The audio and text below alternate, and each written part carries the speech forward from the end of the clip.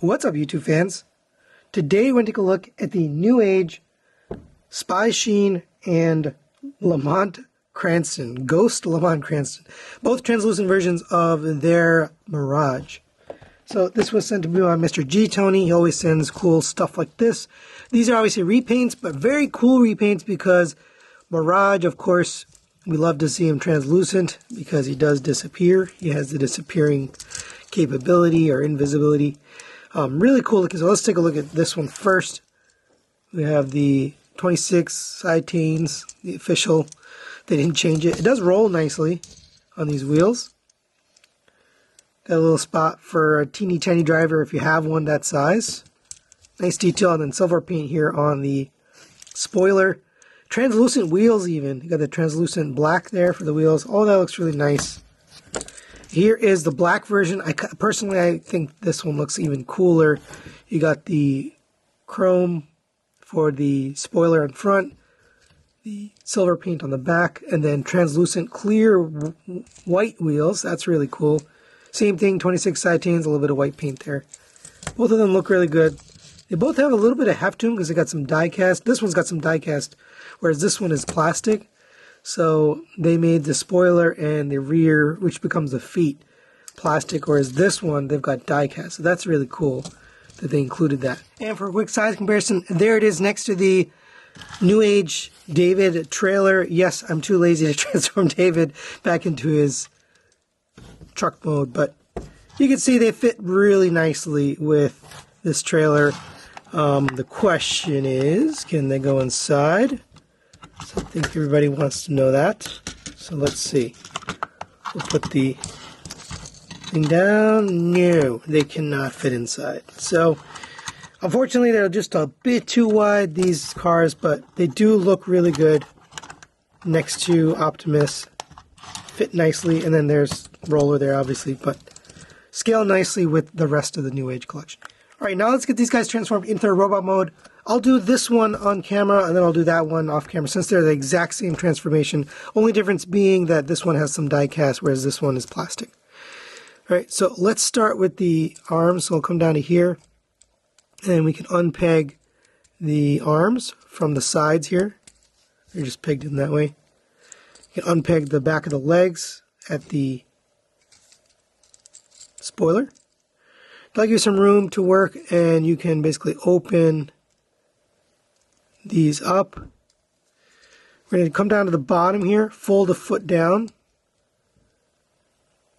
and we're going to take the wheel, rotate that inwards. That'll you take the whole thing and accordion this down. This panel is going to attach to the side while this one moves upwards.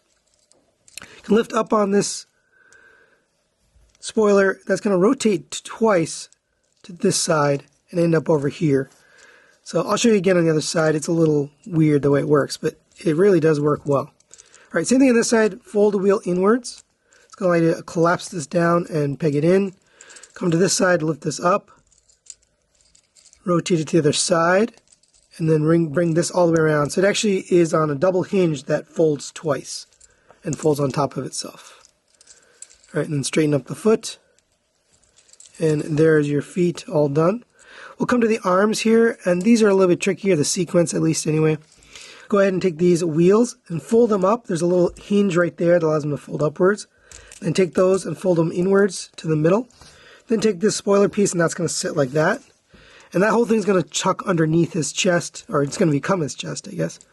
Go ahead and take these arms. These are on a double hinge right here. So you kind of have to get that up and out on both sides. And it is pegged into the side. So you want to unpeg that. It is pegged in up here too, so there we go. And if it comes off the ball joint, just get that back in. I would be a little bit more careful with this translucent plastic, but it does seem very sturdy compared to typical, translucent plastic I've seen. All right, go ahead and come down to here. You're going to fold down the hands. Come to this side, fold down the wrist piece there. Same with this one, fold down the hand, fold in the wrist piece. Those arms are kind of ready to go. We're going to take the backpack here, open up this. That's going to come around to the side, fold this down. And we're going to rotate the waist 180 degrees. And then you can close this backpack piece back up. Come to the front. And we can actually just fold this out of the way and up to here. Last step here, we're going to take the chest and fold that in. There's a little panel that you're pushing all the way through. Just remember that, because when you go back, you do have to get that panel back down, but it goes flat up and against here. And then all you take the chest and fold the chest into his the cavity here. And make sure the arms are all the way up. Otherwise, you'll have a little bit of trouble getting this in here. I'll go ahead and get this into there. Take the legs, push those up on those joints. They're just going to sit up inside the hips there. Straighten up the feet. And there you have Ghost, Lamont, and Spy Shean. I don't know what those names mean. Maybe they're racers from back in the day.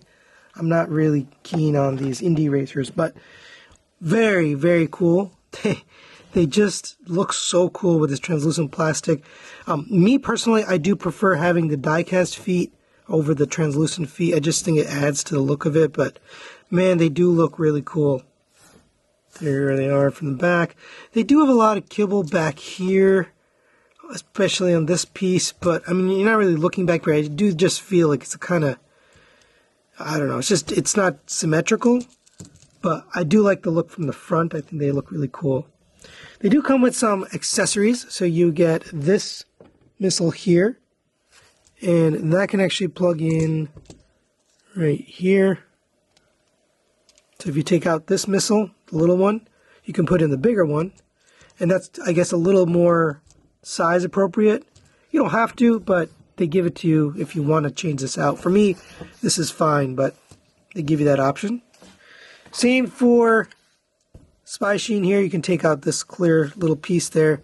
Be careful not to lose, though. They're so tiny. And you can plug in the bigger one, and that looks more appropriate for his robot mode. You also get guns for them, obviously. They're blasters. Here's a translucent one for Spy Shean. And unfortunately, I'm missing the gun. It wasn't in the package. I actually looked very thoroughly to make sure I didn't drop it or anything. It was just missing. So Mr. G. Tony's going to have to ask for that from his retailer. But still very cool. I like those little effects. Let's go over the articulation. We'll go over on this guy here. So the head is on a ball joint. So you get a tiny bit up and down, not a lot. It does rotate all the way around. This can go up and down on this joint. I kind of wish it would lock into the side, but you can get this all the way up and down and to the side, however you like. I like it up just a little bit. The shoulder rotates around on a ball joint. You saw I had popped it off earlier. It goes up to there on that ball joint. Rotation at the bicep. Single joint elbow gives you 90 degrees. Nothing at the wrist other than a rotation inwards, so you can get that rotation for the transformation.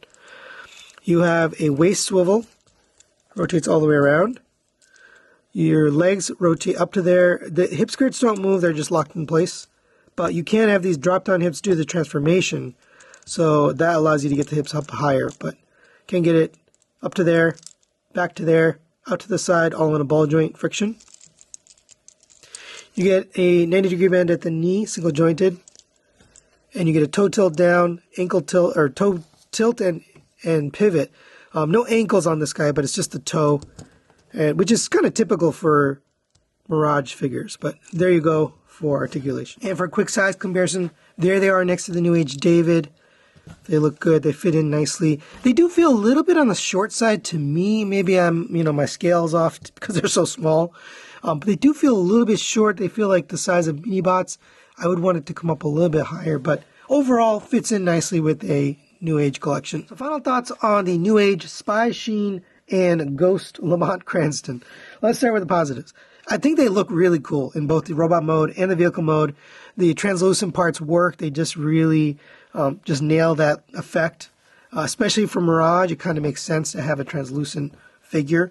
I do prefer the die-cast feet and the die-cast parts for the spoiler here. It just looks better. It makes more sense.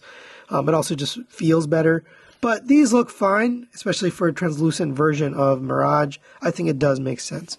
I do like the detail overall. I like the weapons. Negatives-wise, it's unfortunate, but we're missing the gun. This was a sealed package. I got this from G. Tony. It was sealed shut and just missing right out of the box. So that's unfortunate. Hopefully you can get a replacement. The other negative is it's a little bulky. He's kind of a chunky little guy. And you can get him into poses like this, but it is a little bit limited due to especially the chunk in the leg. There's a lot of stuff in the way. But you can still get some good poses. I just wanted to mention it does feel a little bit on the chunky side for a character like this. But other than that, I do recommend it. If you're a fan of Translucent or just Mirage, then you're going to love this guy. That's really it for today. Thanks for watching. We'll see you next time.